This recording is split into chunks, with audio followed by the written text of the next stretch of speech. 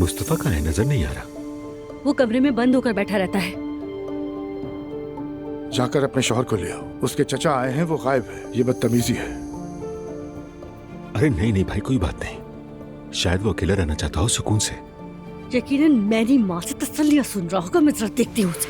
Naila, इस वक्त क्यों इतना फसाद खड़ा कर रही हो? याद रखना, अब तुम्हारी माँ के घर तुम्हें कोई लेने नहीं आएगा।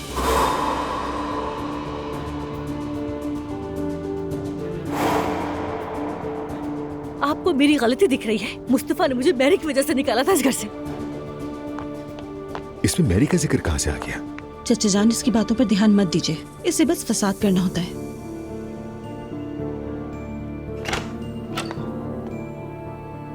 ये कहाँ है? जानती हूँ कहाँ गया होगा। फिर से मैरी के पास चला गया होगा।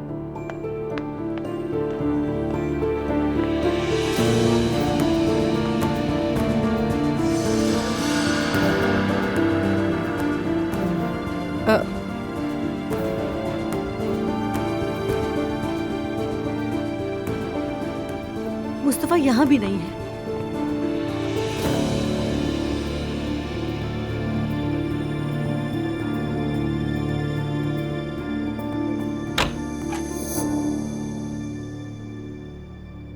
मुस्तफा, अकेला रहना चाहता हूं मैं।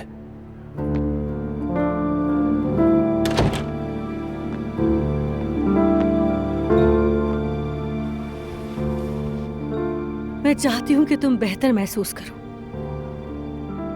इन तकियों से अम्मी की खुशबू आती है। इन्हें हर दूसरे दिन बदलते हैं मुस्तफा। खुशबू कैसे आ सकती है? उमर अंकल आए हुए हैं, नीचे बैठे हैं सबके साथ। थोड़ी देर ही सही मिल लो उनसे, बुरी बात है। मुझे किसी से नहीं मिलना, अकेला छोड़ दो मुझे। मैं बाबा से क्या कहूँ फिर? मुझे किसी से नहीं मिलना, खुदा के लिए मुझे अकेला छोड़ दो नाइला।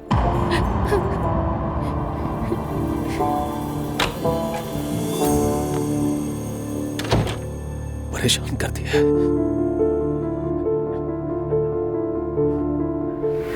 अरे तुम लोग आपस में क्यों लड़ रहे थे? कितनी बुरी बात है ये। तुम दोनों भाई हो, लड़ते नहीं हैं, समझे? चलो अब अम्मी के पास जाओ। या अल्लाह खैर अमीना, क्या हो गया? ये दोनों बाहर लड़ रहे थे तो मैं पकड़कर आपके पास ले आई। हाँ, मैंने तुमसे कहा था ना कि लड़ाई नहीं करनी है। अम्मी, मैंने कुछ भी नहीं किया। इसने बॉल मारी मुझे। नहीं मारी मैंने। मारी है तुमने। झूठ बोल रहे हो तुम। तुम झूठ बोल रहे हो। हाँ, बेवकूफ तुम हो, बेवकूफ। हाँ, अब मैं तुम्हें डांटूंगी। घर में मेहमान है, इस तरह चीखने चिल्लाने की जरूरत नहीं है। खेल में ऐसा हो जाता है। मुस्तफा रात को अपने बेड पर सुसु करता है। असलान,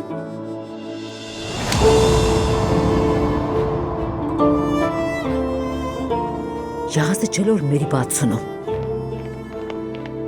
देखो मेरी तरफ, आइंदा किसी को भी अपने भाई की कमजोरी नहीं बताओगे, ना ही इसका मजाक उड़ाओगे। मुस्तफा तुम्हारा भाई है और हमेशा तुम इसका ख्याल रखोगे, समझ गए? अम्मी प्लीज मेरे भाई को गुस्सा ना करें। मेरे बच्चों, अगर तुम एक दूसरे को तकलीफ दोगे तो मुझे दुख होगा।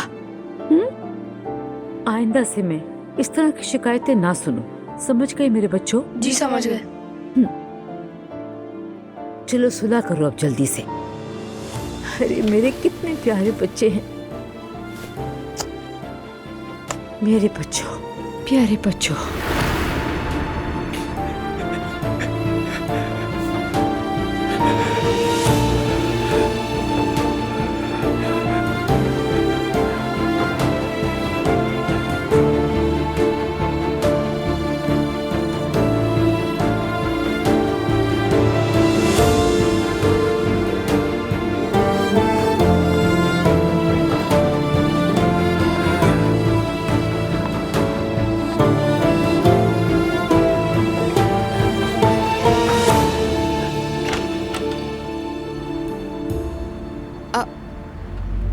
है कौन जो तुम्हें तोहफे दे रही है?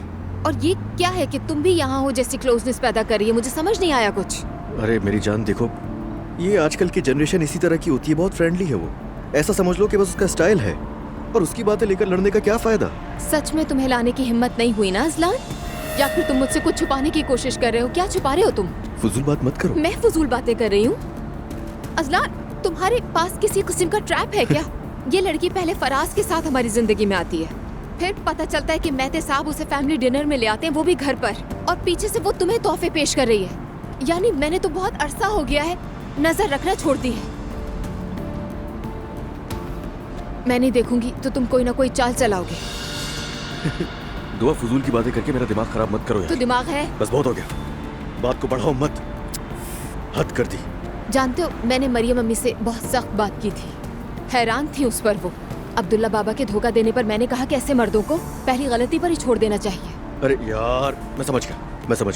मुझे इस वक्त तुमसे कोई बात नहीं करनी, जितनी बात करूंगा तुम उतना ही लड़ोगी, और मेरा इस वक्त लड़ने का कोई मूड नहीं है। तो फिर कुछ ऐसा कहो जिससे मेरे दिल को सुकून आ जाए। उसने तुम्हें तोहफा क्यों दिया?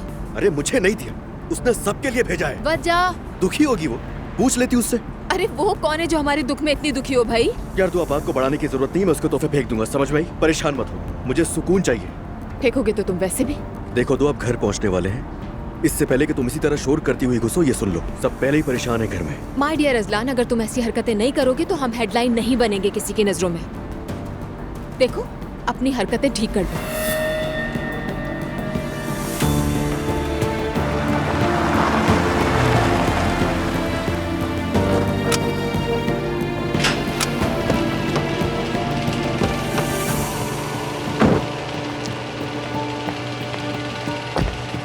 या मेरे अल्लाह, मुझे सब्र दे।